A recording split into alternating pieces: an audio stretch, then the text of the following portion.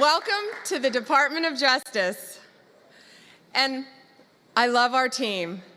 Todd Blanche, Emil Bovey, Kash Patel, soon to be Terry Cole, Gadi Saralta. Thank you all. We are going to fight to keep America safe again. President Trump has prioritized tackling our nation's fentanyl crisis, and he has taken decisive action to fight it. I want to thank our U.S. attorneys who are here today, our state attorneys general from all around the country. I see all my friends out there, my colleagues, who will work to prosecute violent criminals, get the drugs off our streets, get the gangs off our streets, and get the illegal aliens out of our country. And thank you to all of our federal, state, and local law enforcement officers who are here today who keep us safe every day and night. Thank you to all of you. Today we have with us one of the most effective drug-seizing teams in the entire country. I said I wish I told them earlier, take them and put them in every major city in the country. Since January, they have saved millions of lives taking drugs and illegal weapons off the streets of Boston. And Todd, they asked us for more U.S. attorneys. I told them we're on it. Could you all please stand? This is Boston's DEA strike team. Thank you all.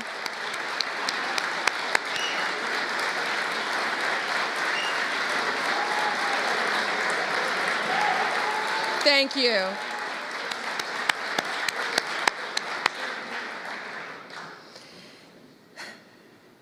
We also have two angel moms here today. Anne lost her son. He was 15. He thought he was taking a Percocet at school, and it was laced with fentanyl. And he was beautiful. And I'm so sorry. But all of these people in this room, thanks to the directive of Donald Trump, are going to keep our streets safe and protect our kids. Thank you for being here.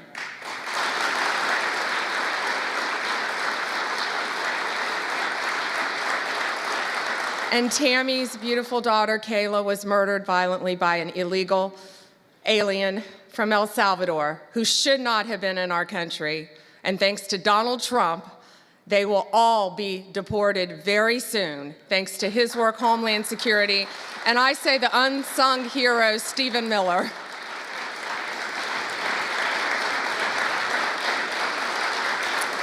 On stage, we have, this is 180 kilograms, it represents, not real, of fentanyl, okay? So this represents 1 kilo of fentanyl. In its pure form, this 1 kilo can kill 500,000 people. The 180 there, in pure form, could kill 90 million people. That is the population of California, Texas, and Florida. That's what we're dealing with in our country.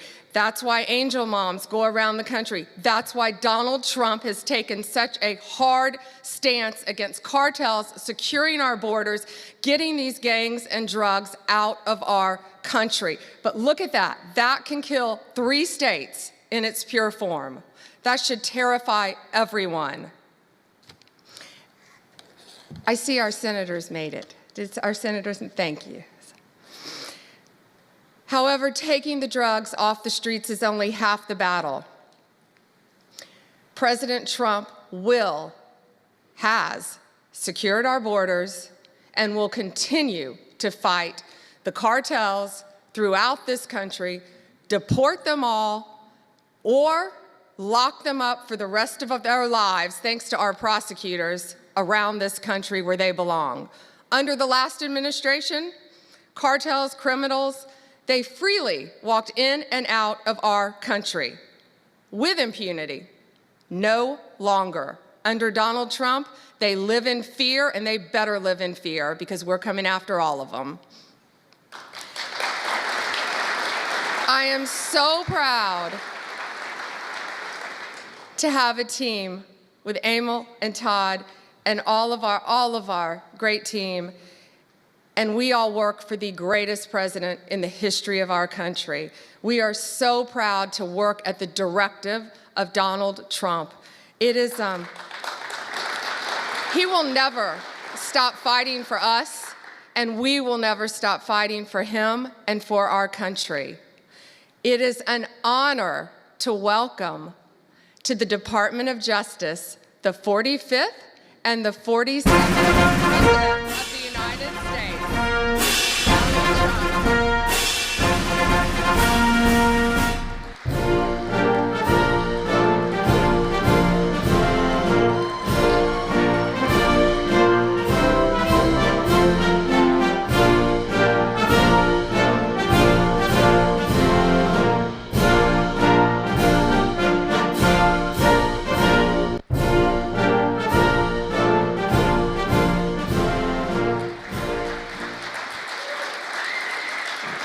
Well, thank you very much.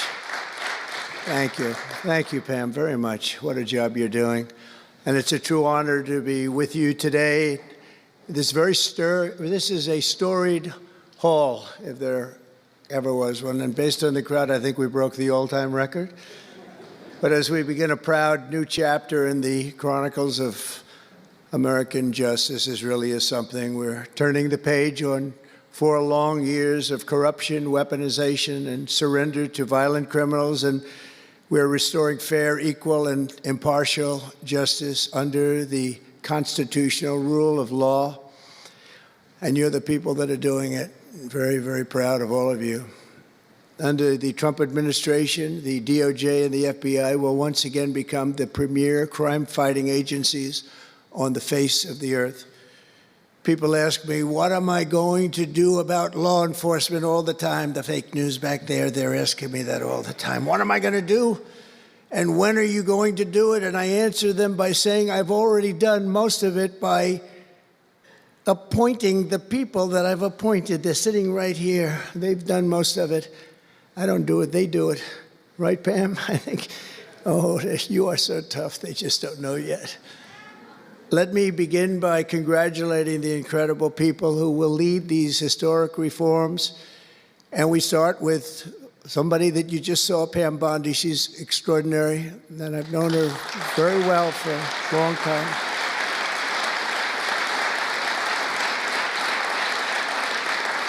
I watched her for a long time in Florida, for years in Florida, and highly experienced. She seems so young, but she's highly experienced, that I can tell you. She was a phenomenal attorney general in Florida, and she's going to do a really amazing job. Also, our new director of the FBI, Kash Patel. Kash, right.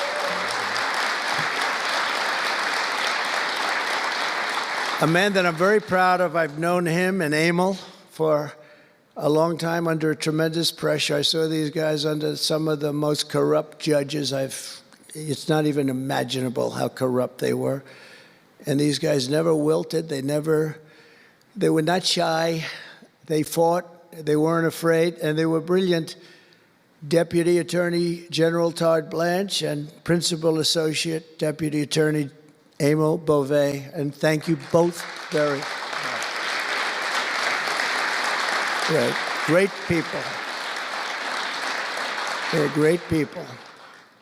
The Chief of Staff, who's so highly respected, Chad Mizell. Thank you, Chad. Chad? Yeah. Thank you, Chad. Our next administrator of the DEA, Terry Cole. Terry? Thank you, Terry.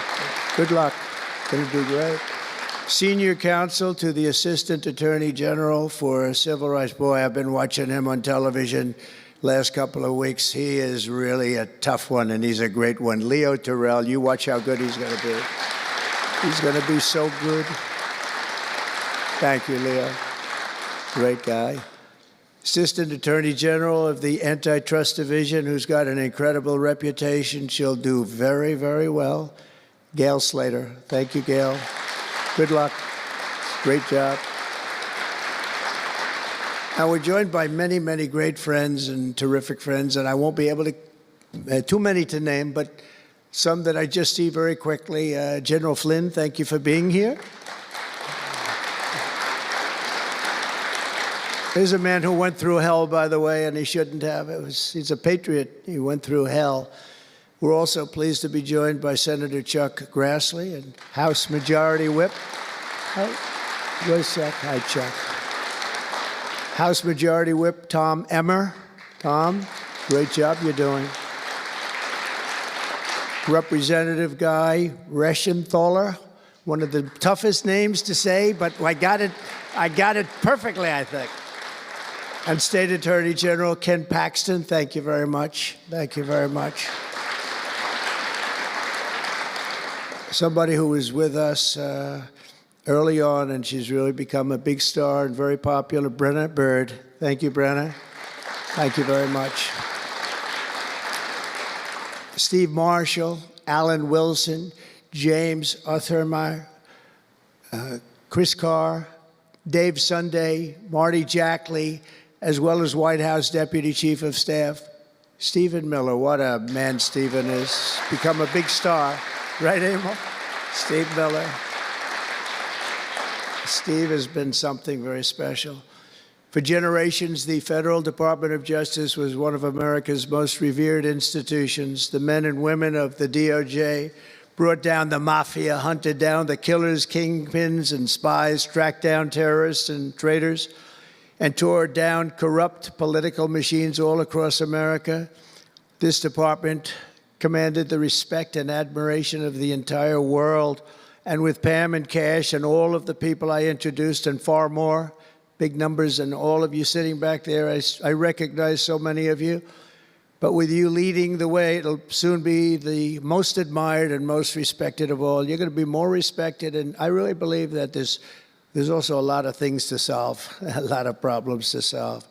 But that's going to put you in the upper tier and maybe the top tier, and I believe that's going to happen. I'm so proud of the people in this room. But first, we must be honest about the lies and abuses that have occurred within these walls. Unfortunately, in recent years, a corrupt group of hacks and radicals within the ranks of the American government obliterated the trust and goodwill built up over generations. They weaponized the vast powers of our intelligence and law enforcement agencies to try and thwart the will of the American people. You remember the 51 intelligence agents that said, as an example, that Hunter Biden's laptop from hell came from Russia when they knew it came right from his bedroom. They knew that. It was a big lie, and they knew it so well. They spied on my campaign, launched one hoax and disinformation operation after another, broke the law on a colossal scale, persecuted my family, staff, and supporters, raided my home, Mar-a-Lago, and did everything within their power to prevent me from becoming the President of the United States. With the help of radicals like Mark Elias, Mark Pomerantz, and these are people that nobody's ever seen anything like it. So many others, but these are people that are bad people, really bad people. They tried to turn America into a corrupt, communist, and third world country. But in the end, the thugs failed and the truth won.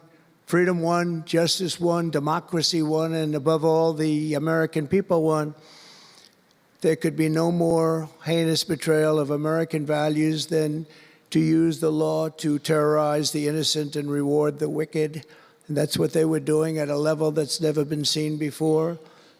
And it's exactly what you saw with Joe Biden, Merrick Garland, and their cronies to do the building of the last 4 years. What they've ripped down is incalculable.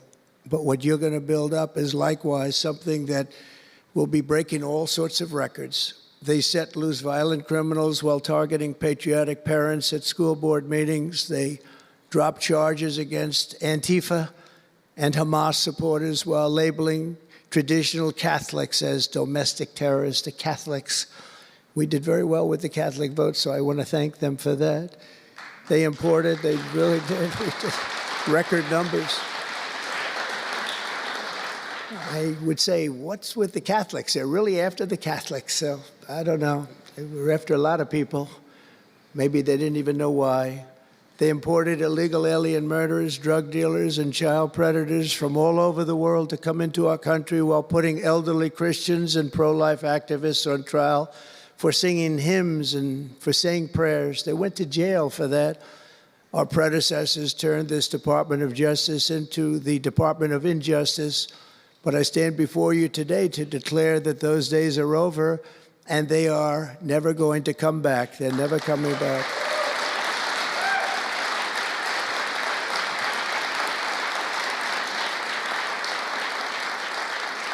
So now, as the chief law enforcement officer in our country, I will insist upon and demand full and complete accountability for the wrongs and abuses that have occurred.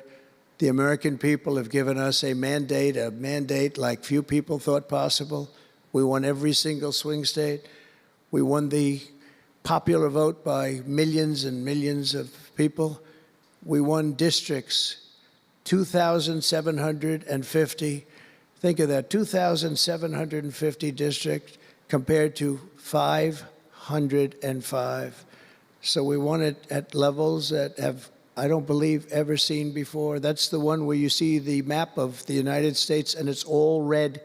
Red for Republican, not for communist. Red for Republican. They would like it to turn red for communist, but it didn't work out that way. The American people have given us a mandate and really just a far-reaching investigation is what they are demanding into the corruption of our system. And that's exactly, I'm sure, what Pam and Cash and everyone else mentioned here and not mentioned is going to be doing. We will expel the rogue actors and corrupt forces from our government. We will expose and very much expose their egregious crimes and severe misconduct, of which was levels you've never seen anything like it. It's going to be legendary. It's going to also be legendary for the people that are able to seek it out and bring justice. We will restore the scales of justice in America, and we will ensure that such abuses never happen again in our country. And that's why on day one I signed an executive order banning all government censorship and directing the removal of every bureaucrat who conspired to attack free speech and many other things and values in America.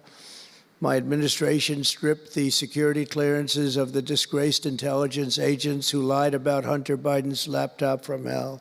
We revoked the clearances of deranged Jack Smith, Alvin Bragg, Letitia James, and the crooked law firms that aided their partisan persecutions. And I went through it. These are state and city courts, and the corruption is unbelievable. We also terminated the clearances of the Biden crime family and Joe Biden himself. He didn't deserve it. In fact, he was essentially found guilty, but they said he was incompetent, and therefore let's not find him guilty, I guess. Nobody knows what that ruling was, but I didn't want any part of it. I think I would have rather been found guilty than what they found with him. They said he didn't know what the hell he was doing, and therefore he's let him go. I said, you know, I'd rather be convicted, Pam, I think, than that. That was not good. I said, please convict me, don't say that. I pardoned hundreds of political prisoners who had been grossly mistreated. We removed the senior FBI officials who misdirected resources to send SWAT teams after grandmothers and J6 hostages. And it was a great honor for me to fire, I will tell you this, a great honor to fire James Comey. A great, great honor. That was nothing. There was no better day. A lot of people said, oh, that's too bad you did that. And they said that's going to be, and you know what? A year later, they said that actually saved the administration because the level of corrupt things that we learned after that turned out to be that they were doing, in fact, really bad things. He was a terrible person, did terrible things and persecuted people, and all in the guise of being an angel, but he wasn't an angel. We created a brand new DOJ task force and anti-Christian bias. And under Director Patel, we're getting the FBI agents out of the headquarters in Washington, D.C., and back on the streets in pursuit of dangerous criminals where they belong and where they want to be. And, you have that big FBI building, and it's a very big building, and they were going to build an FBI headquarters 3 hours away in Maryland, a liberal state, but that has no bearing on what I'm about to say, but we're going to stop it. Not going to let that happen. We're going to build another big FBI building right where it is, which would have been the right place because the FBI and the DOJ have to be near each other. You can't that's one thing I did learn from this persecution. The FBI and the DOJ work together. Now, in my case, they work together for bad purposes, but they do. They were always together. So how can you have one that's 3 hours away? But one thing I said to Cash, well, we're going to get a great building built. It's going to be a magnificent building. He said, sir, we don't need that kind of room. I said, what do you mean? He said, I'm just going to take a old Department of Commerce building that's about 25% the size, and that's what I need. We're going to have the best staff that you've ever seen, and that's what I need. It's in a nice location, but I don't need that big building. Why don't you just sell the site to somebody, and we're going to be very happy. And they want to have far fewer people, but we also want to have them in D.C., and if for no other reason, we like having law enforcement walking the streets of our capital, because when the bad guys are out there and they see there's an FBI agent, that's the ultimate in law enforcement, and they're not going to be acting so bad. We're cleaning up our city. We're cleaning up this great capital, and we're not going to have crime, and we're not going to stand for crime, and we're going to take the graffiti down, and we're already taking the tents down, and we're working with the administration, and if the administration can't do the job, we're going to have to take it back and run it through the federal government. But we hope the administration is going to be able. So far, they've been doing very well. The mayor's been doing a good job. We said there are tents galore right opposite the State Department. They have to come down, and they took them down right away. And so far, so good. But we want to have a capital that can be the talk of the world. When Prime Minister Modi of India, when the President of France, and all of these people, the head of Prime Minister of United Kingdom, they all came to see me over the last week and a half. And when they come in, I had the route run. I didn't want to have them see tents. I didn't want to have them see graffiti. I didn't want to have them see broken barriers and potholes in the roads, and we had it looking beautiful. And we're going to do that for the city. And we're going to have a crime-free capital. When people come here, they're not going to be mugged or shot or raped. They're going to have a crime-free capital again. It's going to be cleaner and better and safer than it ever was, and it's not going to take us too long.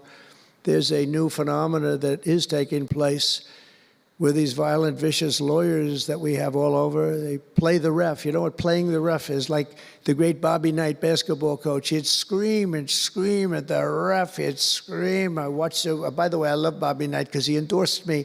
And having Bobby Knight's endorsement in Indiana was an extremely good thing. A friend of mine said I was running in Indiana at the time. This was early on, 2016. And I was doing great, but a friend came up and said, "You know Bobby Knight?" I said, "No, I don't, but I hear he was a tough cookie." He said, not only tough, he was beyond tough, but he's the most popular guy you can imagine. It turned out he wanted to endorse me. He called me about 2 years before. He said, "Sir, I'd like to endorse you." I said, "Is this really Bobby Knight?" He said, "It's me." I could tell it was Bobby Knight. He had been known for throwing the chair across the court and slapping a player. Can't do things like that, right? And the man that came in fired him. He was a new administrator for the college. That guy didn't last very long. They were like 14-0, and they fired Coach Knight.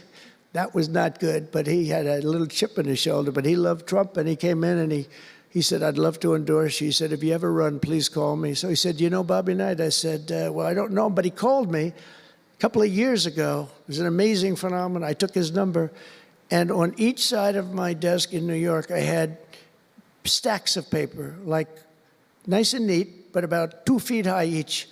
And I said, I wrote his number down and I put it here 2 years ago. And I said, let me see if I can find it. It was almost like a miracle. I had other miracles that happened too. My ear is still throbbing. That was a miracle. That was a miracle also, wasn't it? That was a miracle also. Thank you. Thank you, Leo. Thank you. Thank you, that was a miracle. Anyway, okay, that's it. That's very nice, thank you. But, so he said, Bobby Knight. So I said, I put his name down and I wrote it down. It's in one of these stacks. I lifted up. There would have to be 2,000 to 3,000 pages in each stack. I lifted it up, the first one, had no idea. And there was his name on a little card, Bobby Knight with his number. It was like incredible. I tell that story all the time. And I called him and dialed a number. He said, I've been waiting for you to call. And he went out and he made a speech for me in a packed arena in Indiana, and it was over. It was over. He was a tough guy. He actually went a little far, if you remember. He made a great speech because he was actually a motivational type guy, to put it mildly. But he left the stage, and then I'm talking, and he walks back onto the stage. I said, uh-oh, this is trouble. Why is he coming back? He was a big guy, too. Why is he coming back? He said, may I say a few more words? I said, yeah, go ahead, Bobby, say a few more words, a little different. And he said, and let me tell you something about this guy, Trump. This guy, if he has to, will use the nuclear weapons that we have. He will use he has no fear. He's going to use, and that's the kind of guy. And he walked off the stage. I said, I think I'm in big trouble, Pam.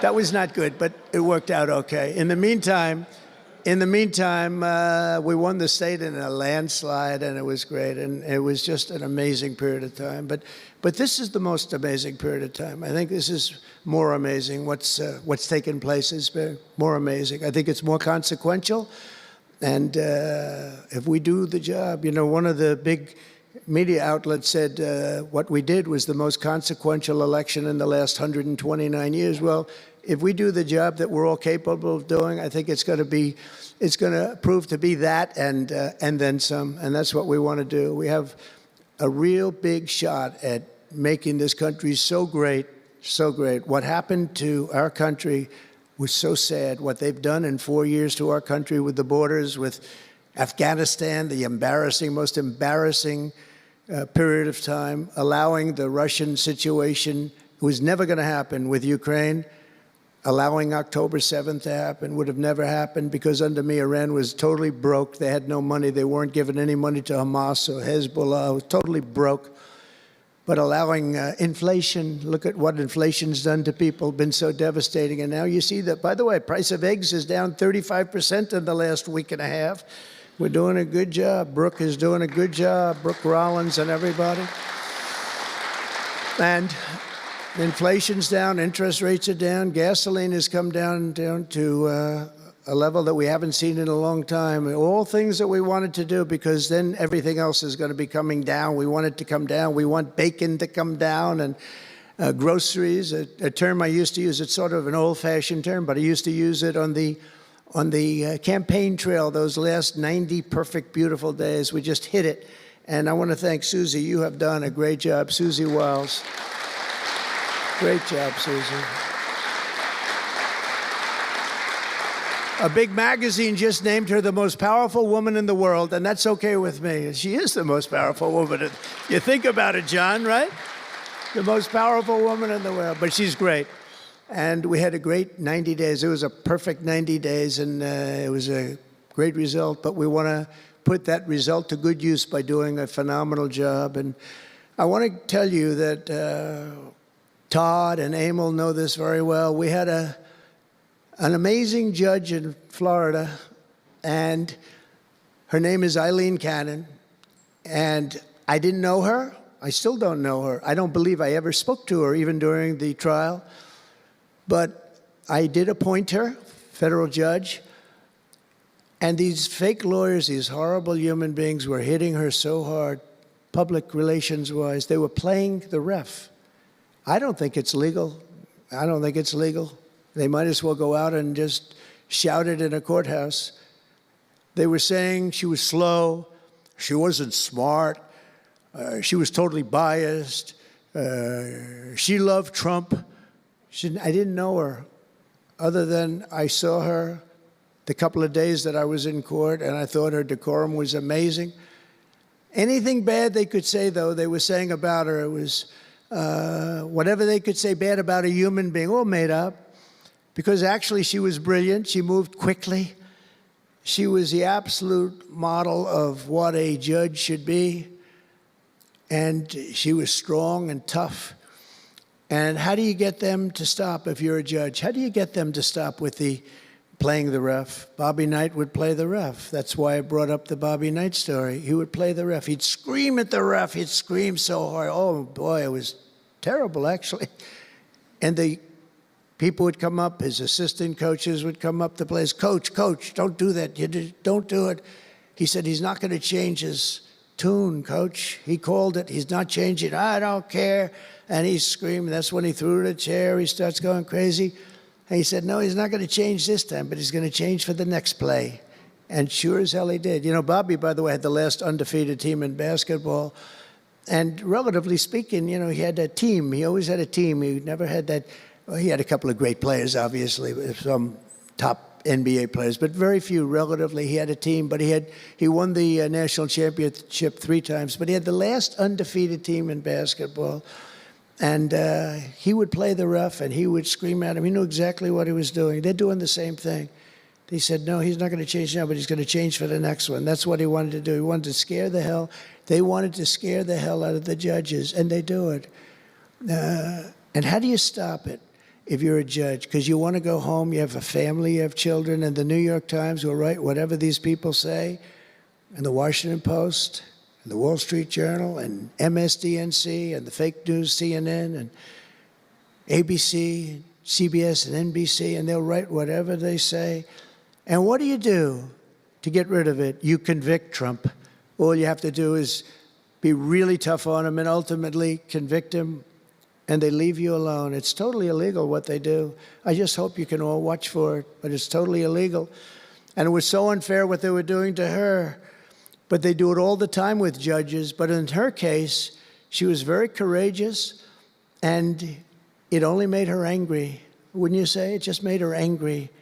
She didn't like it. A lot of them say, oh, please don't say that about me. My family, what's my husband going to say? What's my wife going to say, or my kids? Please don't say that. And it had absolutely no impact on her in the case against me, which was a case, I will not use a bad word. I promised my wife I would never use a bad word, so just a little bad. The case against me was bullshit. And she correctly dismissed it. She correctly. Look at Emil, he's looking. He said, that's interesting. But these 2 guys were warriors. You got a warrior here. You got 2 warriors, I can tell you that. You got a whole bunch of them. But, and they wouldn't quit. They wouldn't take no for an answer. They just wouldn't quit. These 2 people right up here, and some others that are involved with it indirectly. And what the lawyers do is they're doing it to the Supreme Court justices, hoping that they'll be overcome by the horrible things they say about them. They say things about Supreme Court justices and judges that are just horrible. They're playing the ref. Remember the way they treated Justice Thomas and Justice Alito and Justice Kavanaugh, Justice Gorsuch. Chief Justice Roberts get treated unbelievably badly, and they're hoping that they can sway them to go along because, again, what do? They're humans. You know, like it would be wonderful if everybody was just a perfect computer machine, but they're not. They're humans, and they don't want to be accused of many, many things, including gross incompetence. They don't like it, and they don't want it. There's not much they can do about it. You know, they're in a position they can't really fight back really very well. And so what they do is sometimes they get weak. I would say a majority, maybe, of the times. That's why I'm so impressed with Judge Cannon in Florida, how strong she was, how she held up. It actually made her more resolute than anything I've seen. I mean, it was amazing because they were hitting her so hard. It was so sad to watch this. But it's sad what they do to other judges. It's very sad what they do to the Supreme Court. And a lot of the judges that I had, if you look at them, they take tremendous abuse in the New York Times and the Washington Post, all of the different networks. They take such abuse. And honestly, very simply, they're afraid of bad publicity. They don't want bad publicity. And it's truly interference, in my opinion, and it should be illegal, and it probably is illegal in some form. There's no difference than speaking to a judge or shouting to a judge or doing whatever you have to do in a courthouse. They're doing it behind the back. They're usually doing it anonymously. They're saying anonymously, off the record, the judge is no good, but everybody knows where it's coming from. And it's totally coordinated. It's a campaign, and it's by the same scum that you have been dealing with for years, like guys like Andrew Weissman, deranged Jack Smith. There's a guy named Norm Eisen. I don't even know what he looks like. His name is Norm Eisen of Crew. He's been after me for 9 years. Now, Crew is a charitable organization. And the reason I'm saying this, Todd, is I'm only going to get one chance to say this. But these are bad people. I don't know who he is. I don't know what he looks like. But everything I read is Norm Eisen of Crew. And Crew is a charitable organization. And that's a political thing. His sole life is to get Donald Trump. And he's been vicious and violent. And he's trying, and he probably had pretty good success over the years. But with me, how did he do? I think I'm president. Am I here because I'm president? But we had to take all of that abuse. Even during the trials, we had to take tremendous abuse. Like, you know, these wonderful guys, they're not legitimate people. They're horrible people. They're scum. And you have to know that. And you're going to have these cases where you can't allow yourselves to be deflected. You just can't let it happen. You have such a higher calling. And I believe that CNN and MSDNC, who literally write 97.6% bad about me, are political arms of the Democrat Party. And in my opinion, they're really corrupt and they're illegal. What they do is illegal. It makes no difference how big a victory I had. I can have the biggest victory in history. It makes no difference what kind of a failure the other side has. These people are going to go after me. And I said it during the other night, during the big speech on Tuesday night. I said about Democrats, and I don't like that. I have great respect, by the way, for what Schumer did today. He went out and he said that I'm going to have to vote with the Republicans because it's the right thing to do. I couldn't believe what I heard.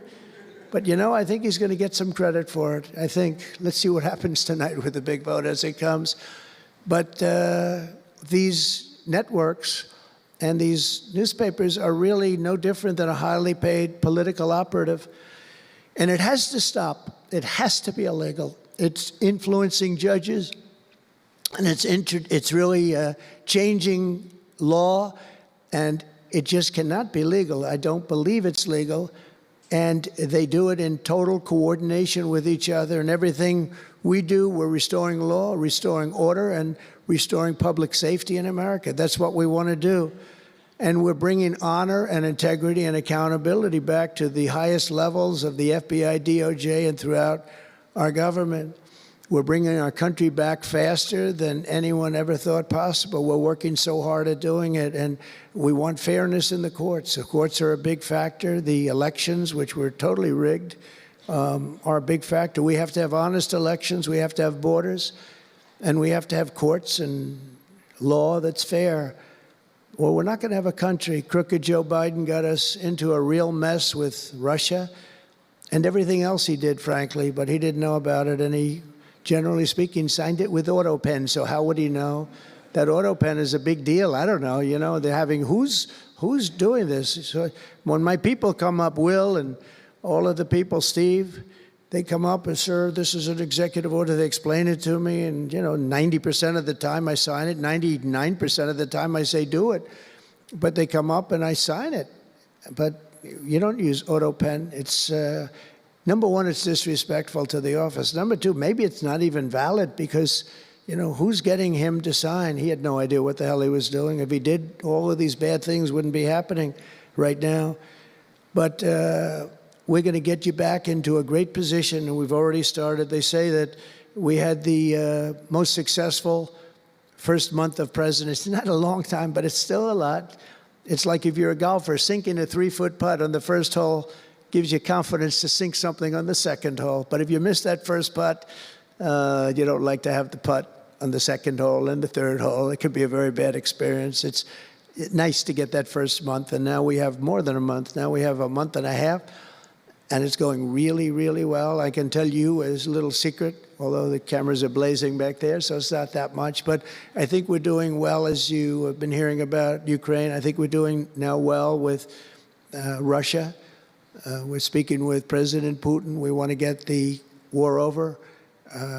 Not only have we spent maybe $350 billion to Europe's, think of that, $350 billion to $100 billion, and yet we're across the ocean far away, so it shouldn't have been that way, but Biden let that happen too.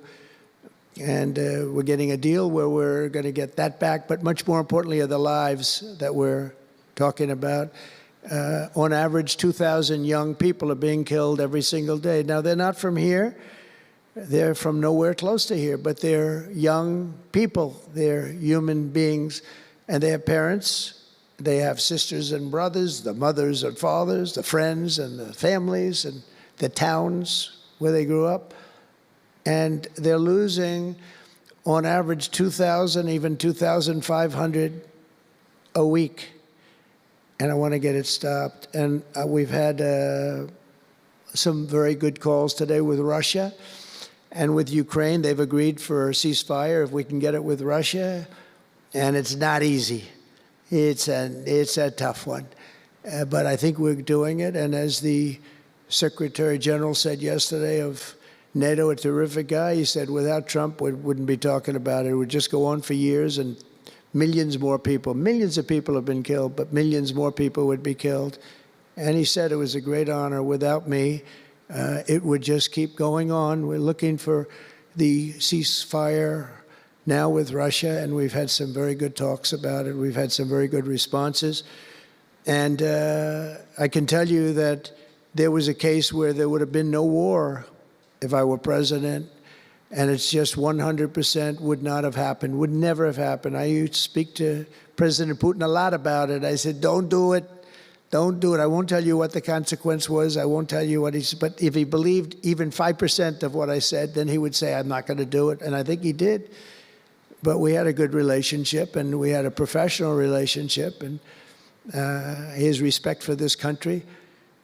And I think we've had some very good results. So, you know, I haven't been able to say that to anybody else. I haven't wanted to say it until just before I came here. I got some pretty good news. So, but we have to see what happens. It's still a long way to go. The fighting is unbelievable.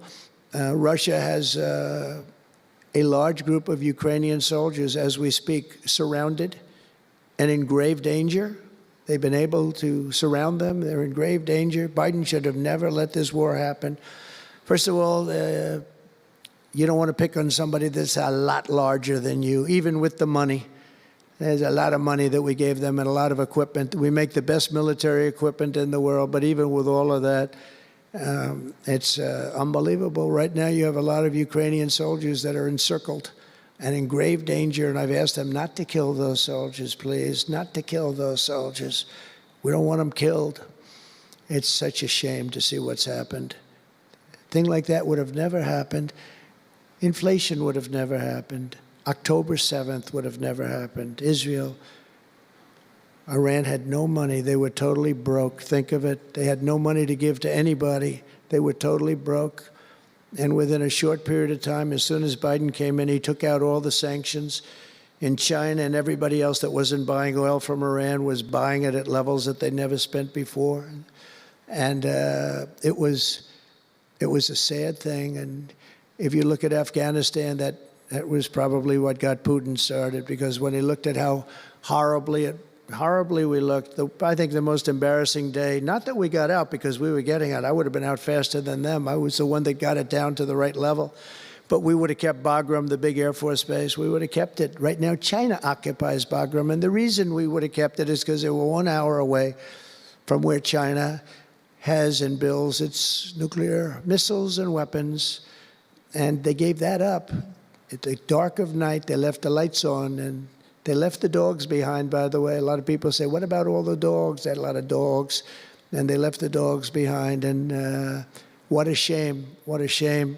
The way we got out, I think it was the most humiliating time in the history of our country. The way it happened, not that we were getting out, because we wanted to get out, but we would have gotten out with dignity and strength. And what a difference a rigged and crooked election had on our country when you think about it. And the people who did this to us should go to jail. They should go to jail. So I just want to say God bless America, because we have to say God bless. We're lucky we're still here, frankly. And this whole thing could lead, I think we have it. But this could lead to World War III very easily. Could very easily lead to World War III, but I think we're in pretty good shape. A lot better than we were before we got involved, that I can tell you. That was heading into World War III territory, and that would have been a war like no other because of nuclear weapons and other types of weapons that people you don't even want to know about. But as many of you do know, well, we're focused on persecuting, and these people were really focused on persecuting Republicans. The last administration presided over the worst increase in violent crime in our country in many, many decades. We had levels of violence and crime, and a lot of it had to do with the illegal immigrants that came in. Remember when I used to complain about it? Because I knew how tough they were, how mean they were. And they said, no, people that come into our country are all wonderful people. No, they're not wonderful. These are stone-cold killers. These are killers they make our killers look nice by comparison. They make our killers look nice. These are rough, tough people with the tattoos all over their face. Historically speaking, I don't want to discriminate against anybody, but historically speaking, they're not going to be the head of any major bank that we know of. These are rough people. These are rough killer people, and they allowed them in by the millions. In major cities like New York, Chicago, and Washington, mothers can't walk their children to the park without fear of being shot or killed or raped or anything. Women can't ride the subway without worrying that a hoodlum will shove them onto the train tracks.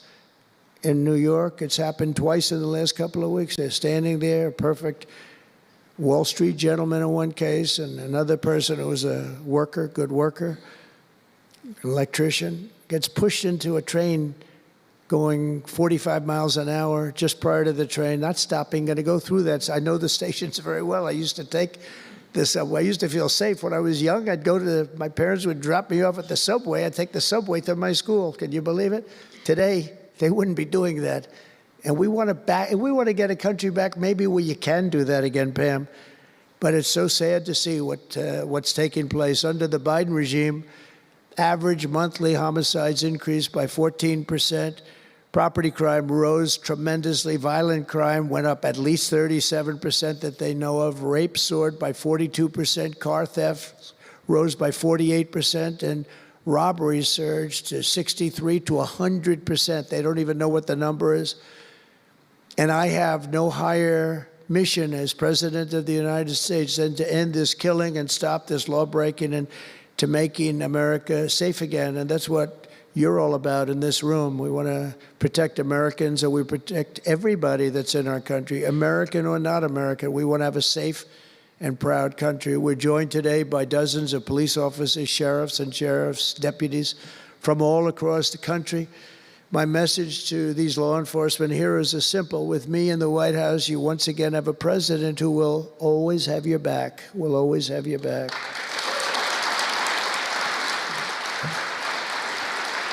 Thank you, fellas.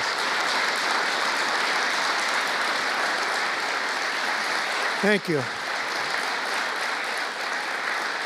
That's a lot of good-looking people. I will tell you, I feel safe. I'm glad you're in the room. I feel even safer. It's a lot of great people.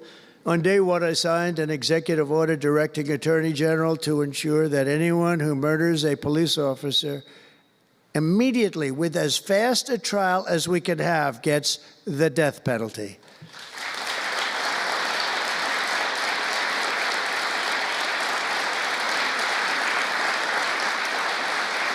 And last month, I fired all the radical left pro-crime U.S. attorneys appointed by Joe Biden. There were so many that were bad. And I know there were some that were probably very good, but there were so many that were so bad and so evil, so corrupt.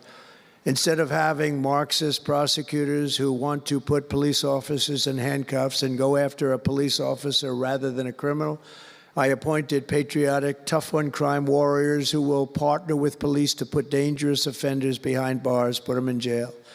We're fully reviving 1033 program to provide state and local law enforcement with surplus military equipment, that we have so much of it. I did it in my last administration, and I remember Obama wouldn't do it. He wouldn't do it before me, would not do it, because he thought it made them look too strong, too military. I said, no, that's what I want them to look like. I want them to look strong. And it was protective, defensive equipment. We had billions of dollars. I gave it out, and now I'm going to have a chance to give it out again. They didn't want to do it with Biden. And Biden didn't know why. I didn't, if they would have asked him, he wouldn't have been able to answer the question. He could never answer a question. They said my press conference yesterday was longer than all of Biden's press conferences put together for the last 4 years. And I don't know if that's true, but it was close. And perhaps most importantly, we're securing our border and repelling the invasion of America. We have, you see the numbers have come down. So, and Tom Homan and Christie have been incredible. Christie Noem, secretary, she's done great. And Tom Homan is, I don't know if Tom Homan's here, but wherever he may be, I think he's chasing people out of our country. If he was here, I'd almost be disappointed. What are you doing, Tom? But he's a fantastic guy. He's a brave guy. Over the past 4 years, other countries emptied out their prisons and jails, mental institutions, and insane asylums, and sent the killers, drug smugglers, and bloodthirsty inmates from the filthiest dungeons of the world straight into the USA. An open border. We had an open border policy. Anybody could come in, no matter what you were, no matter where you came from, no matter what you looked like, no matter what you were doing, no matter what you did, no matter how many people you murdered, you could come right into our country. We have murderers right now walking the streets. We're joined today by Tammy Nobles, whose 20-year-old daughter, Kayla, was attacked in her home 3 years ago, horrifically assaulted and strangled to death by an illegal alien MS-13 monster set loose into our country under the open border Biden regime. Kayla was one of countless American victims ripped away from their families by the open border policies of that administration. And we're also joined by Kayla's stepfather, Jeremiah, and several other courageous angel families here today. And I'd love you to all just stand up and take a bow, because you are incredible people. Please. Thank you.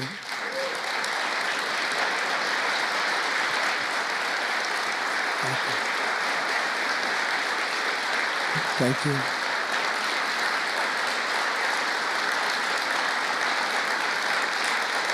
Thank you very much. Thank you.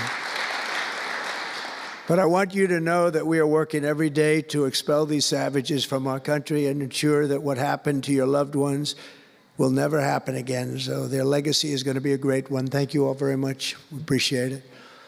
On day one of my administration, I declared a national emergency on our southern border. In our first full month in office, we achieved the lowest level of illegal border crossings ever recorded, okay? Even lower than 4 years ago. For years, Democrats and the media kept saying that we needed new legislation. We had to have new legislation. We needed it immediately. And I never had legislation. I had the best border in the history of our country for almost 4 years. And by the time I got out, we had the lowest numbers ever. My favorite chart of all time was brought down that day. And on that chart said we had the lowest numbers ever. But it turned out that we really didn't need new legislation. All you needed was a new president.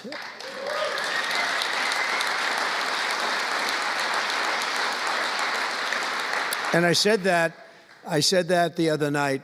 That's all you needed was a new president saying, close the borders, because the Border Patrol is unbelievable, ICE is unbelievable, and all of our law enforcement is just incredible. All of you guys are amazing, and the people of our country respect you and they love you. And a lot of times you don't hear that because you have to listen to the fake news back there, but they have great respect for you. So I just want you to know that. And you know, that includes our fire departments too.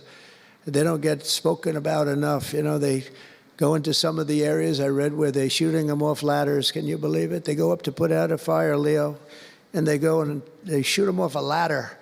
It's just unbelievable. These firemen and women are incredible. So I want to put them in the same category because they're just incredible. I also like that the fact they voted for me like at 94%. So I have to mention them. I have no choice, right? But the truth is they're phenomenal people. The law enforcement, fire, everybody, they're phenomenal. Basically first responders, because that's what they are. They're first responders. And we're ending the migrant occupation of America. And what we're doing now is we're liberating our cities and our suburbs and our towns. And you see a big difference. I'm getting calls all the time from even leaders of other countries saying, sir, the whole world feels liberated now. It feels like there's a light over America, but there's a light over the whole world. I hear that so much. It's so nice to hear, too. And I feel it. I mean, I feel it. I look at it. I see the polls. I don't know if the polls are right, but they're certainly very good. I'll take them right now. It's amazing, amazing what's taken place in such a short period of time, really 6 weeks, but it's longer than that. It's really November 5th. I think that hopefully will go down, if you do your job great, it'll go down as the most important day, one of them at least in the history of our country. You know, July 4th was pretty, 1776, it was pretty important too. But let's see if we can top it. Can we top it? I don't know. That's a tough one, but we're going to try. But it will be one of the most important days in the history of our country. So I think, and I think everybody in this room wants that to happen. Last month, we officially designated MS-13 and Tren de Aragua.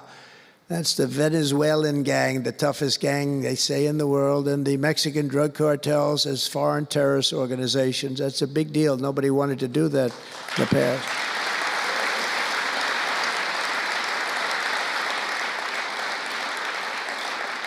And by the way, we've caught hundreds of them, the Venezuelan gang, which is as bad as it gets. And you'll be reading a lot of stories tomorrow about what we've done with them.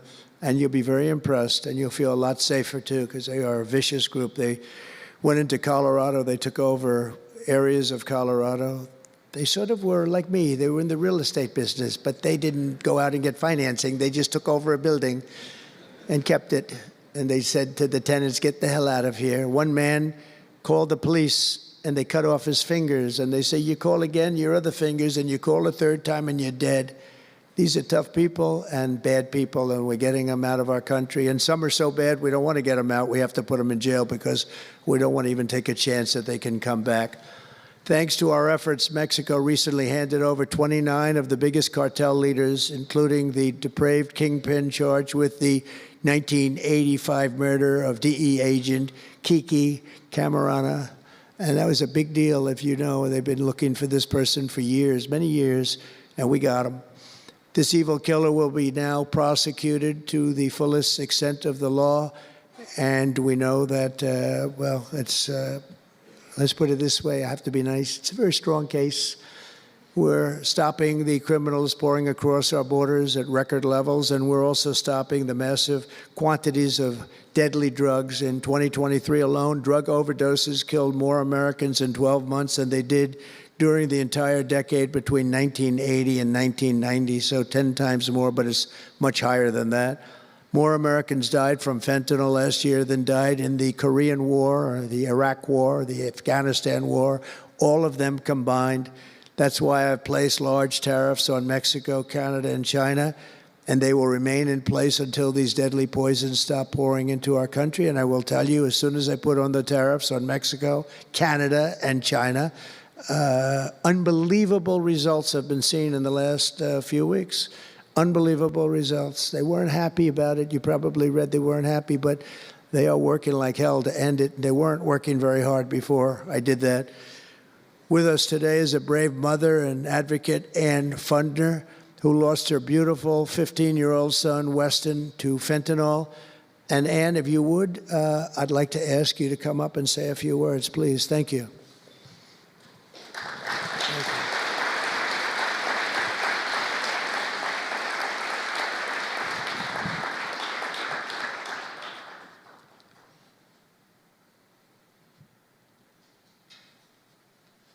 Thank you very much. Thank you, darling. Thank you. You're going to be great. Let me put that down a little. Thank you. Well, first, I want to say thank you. I think this is the biggest honor of my entire life, being on stage with President Trump. But I want to tell you a little bit about my son, Weston, who absolutely loved President Trump. He had a beautiful Trump 2020 flag hanging in his bedroom, and he had it on the beach one day, and we took a picture, and it became our 2020 Christmas card with the most perfect slogan for President Trump: peace on earth. What would happen in the next 4 years would be devastational to our country and our safety of our children. And in 2022, Weston lost his life, a freshman in high school at the age of 15, from a single pill that took his life. The cartels were allowed to operate on American soil and took hundreds of thousands of American lives. And so we knew there was only one person that could save us from the devastation on our American soil, and that was President Trump. And so in 2024, we did the best thing that we could do to keep America safe again, and we elected President Donald J. Trump. Thank you. Thank you. Thank you.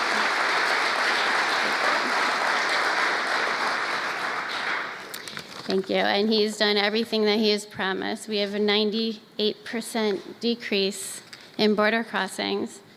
And he has labeled the terrorist cartels terrorist organizations. And he has instilled tariffs because there is no price on human life. And so I feel like I can speak for the entire fentanyl fighting community when I say thank you to President Trump, and thank you to Pam Bondi and everyone out here who is fighting this fight. God bless you. God bless you, President Trump. And God bless America. Thank you. He's up watching you. He's up there watching you. And he's so proud of Mom.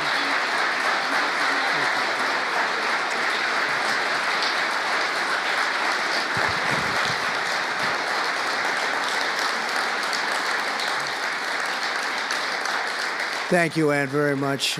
Weston is, I just said to Ann, Weston is up in heaven watching his mom, and he's so proud of you. He's so proud of you. Thank you.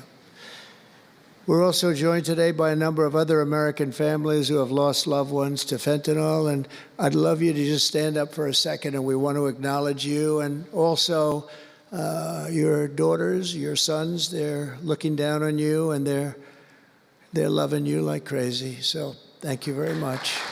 Thank you. Thank you. Thank you. This department will not rest until we have ended the fentanyl epidemic in America once and for all. In less than 2 months since I took office, the DEA and FBI have seized nearly 1 million deadly doses of fentanyl, and that's just the beginning. At my direction and working with Pam and everybody else, we've launched an all-out war on fentanyl traffickers, and it's a war that we're going to win. We're going to win this war. I spoke with the president of Mexico, very nice woman, very fine woman, and I said, let me ask you, you're sending a lot of drugs into our country. We're not liking it at all. Can't do that. But I said, is Mexico, does it have much of a drug? She said, no, we're not a consuming nation. I thought it was an interesting term. And I said, why? And which I've heard also, by the way, they're not a consuming nation. They distribute, but they don't consume. But I said, why are you not a consumer? Well, we're very close with family. I said, so we're very close with family, too. I mean, our families are being devastated, and we're just as close. Why else? She said, well, we spend a lot of money on advertising saying how bad drugs are. They're very rough ads. They show the skin falling off and the teeth falling out and going blind and losing hair and everything that these things do. You look like you just came out of a horrible concentration camp. And she said it was, they're rough ads. And it's not often that I feel I've learned something from a phone call, because I've had a lot of phone calls over my life. But I realized right then and there what a great idea that is. And we have hired Susie, a great person, who did a lot of our campaign work. and we've come up with an advertising campaign that's, I think, really incredible. More than anything else, it's terrible to watch. Terrible to watch. It's the only way it's going to work. And I would be, because we got the numbers down, 18% would have a blue ribbon committee headed by the First Lady of the United States, who everyone loves, and some of her friends. And, you know, they work so hard, but it's a tough deal. They're dealing with very smart and very vicious people. You know, some of those businesses, those cartels, are run better than any business in America. They say they're run incredibly, not just here, they all over the world. They're run like a major business, but in many cases better. And I said, we got it 18% down. Well, 18% is incredible. It's like a record, but when you think of it, it's not very much. And the way you get it down, if you want to get it down to close to 100%, is with the death penalty. But I think maybe America is not ready for that. China has the death penalty. Singapore has the death penalty. Various places have the death penalty. Wherever you have the death penalty, you don't have drugs. But I just don't know if this country is ready for it. So I tell people, and it's always an option, but I don't know. I just don't know if you're ready for it, and that's okay. It's nothing you can do. But what we're going to do is we're doing this campaign, and I think we can get it down 50% with this campaign, because when people see all the horrible things that these drugs do to you, we're especially focused on fentanyl. When they see all of the horrible things that happen when you take drugs, how you look, you lose your look. Everyone's vain. They don't want to lose their look. The look is so important. And I think when they see these things, they may say, you know what, I'm going to take a pass. But there is big danger. Pam and I were talking about it before. A lot of people are taking fentanyl and not even knowing. They think they're doing something else, or maybe taking another drug, but at a much lower level. And they die. You can put on the pin, think of this, the head of a pin, fentanyl, and it's too much, and it will kill the strongest person in the room. And it's amazing. But we're going to do this campaign. It's going to be launched fairly soon, Susie. And I think it's going to have a big impact. I think if we got it down by another 30, 35 points, and I really believe we can, I think that's an incredible idea. So I thank the president of Mexico, actually. It was a call on tariffs, and we talked about drugs. And she gave me an idea that I think will be very successful, and based on what I saw, it's going to be amazing. Under our leadership, this department is once again laser focused on protecting the American people. We're defending our borders, our streets, our children, and our good, really God-given, this is God-given rights and liberties once and for all. We're going to defend our country, and we're going to defend our rights. Etched onto the walls of this building are the words English philosopher John Locke said, "Where law ends, tyranny begins." And I see that, and I saw it over the last 4 years when somebody was allowed to attack viciously with this department and the FBI his political opponent. How did that work out? Didn't work out too well, but it wasn't pleasant. It wasn't pleasant. I was attacked by a political opponent, and probably it helped that I was attacked more than anybody in the history of our country. Alphonse Capone, the great Alphonse Capone, legendary Scarface, was attacked only a tiny fraction of what Trump was attacked. And maybe it worked out well. I don't know. If I had to give it up, I probably wouldn't, but only because I've gone through it. But I wonder what the difference would be. Maybe they helped get me elected by those margins, the big mandate that we received. But you can't go after your political opponent. Nobody's ever seen anything like it, actually. And hopefully they won't see anything like it. But now, with the return of law and order, the entire world is witnessing the triumph of American justice and American freedom. That's why we're here today, gathered with people that have love for our country. In the coming years, we will revive the storied legacy of this department, and it's happening right now. You can feel it. And rekindle the spirit of the great lawmen and legal lions of the past, Americans like Wyatt Earp, Eliot Ness, Frank Hammer, Rudy Giuliani. Rudy Giuliani had to suffer greatly, greatly. He's the greatest mayor in the history of our country. He had to suffer greatly. Ed Meese, Antonin Scalia, Robert Jackson, and Robert F. Kennedy. We will rebuild pride in our institutions. We will restore the prestige of this great department, and we will bring back faith in our justice system for the citizens of every race, religion, color, and creed. And I want to just tell you that this has been a great honor. I was asked to do it, and I said, is it appropriate that I do it? And then I realized it's not only appropriate, I think it's really important. And I may never do it again. I may never have another chance to do it again, because this is something that I'm leaving to the greatest people I know, the best people, the smartest people, the toughest people I know. And they're going to do an incredible job. And it's an honor for me to have won this election so that I can appoint these people to do their job, and they're going to do it like you have never seen. So I just want to wish all of you good luck.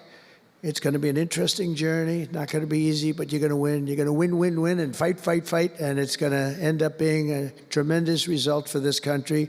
So thank you all very much. God bless America. God bless you all. Thank you.